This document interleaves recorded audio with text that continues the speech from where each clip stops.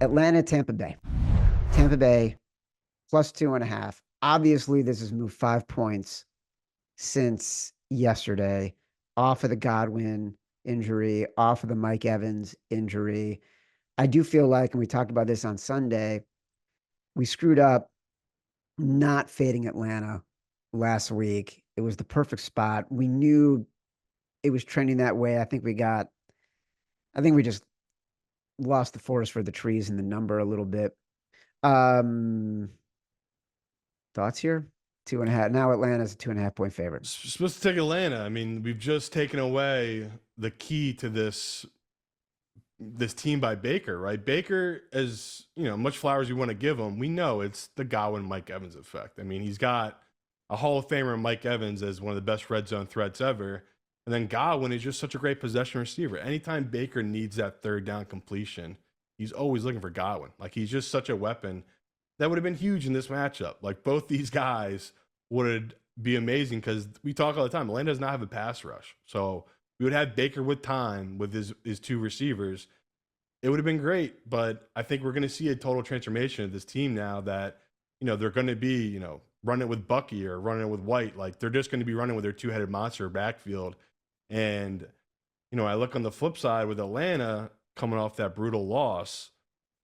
This has to be a bounce back spot for them. And they know if they win this, I mean, the division isn't theirs, but it is, right? Like, they'd be up 2-0 on this Bucks team, and the Bucks have all these injuries. And, this is just a really nice spot to take Atlanta. So I hate how much the numbers moved, but it's still under the key number of 3. So I'm going to take the 2.5 right now because I could see this keep going up. It's just brutal bad luck for this Bucks team, and I feel terrible. Every time I talk about a team I like and I praise them, it feels like all hell breaks loose and they die out. So I literally bet them to be the 1 seed last week at 22-1, and they're probably 50-1 now to be the 1 seed in the NFC. So I swear to everyone out there, I'm not going to talk about any player in your team, mention your team, nothing. I will just strictly do week by week. No more future talk from me. The key for Godwin, and they talked about this on the broadcast last night, has been his yards after the catch, leading the NFL receivers in yards after the catch, and no other Bucks player. He had 335 at the end of the game last night. No other Bucks player had more than 200. No tight end has 100. So to your point about the third downs, that's critical. We saw it a couple times last night. It's such a big deal. It is. The one scary thing, and we need to address this, is the line is flipped.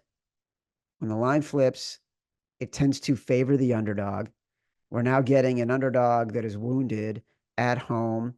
There is sort of a, on a short one week, for all. though. What's that? On a short week, though.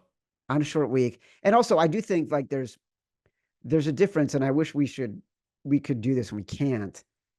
Line flip because of injury and line flip because of money, right? Right. And I do think there's a distinction there with very real difference.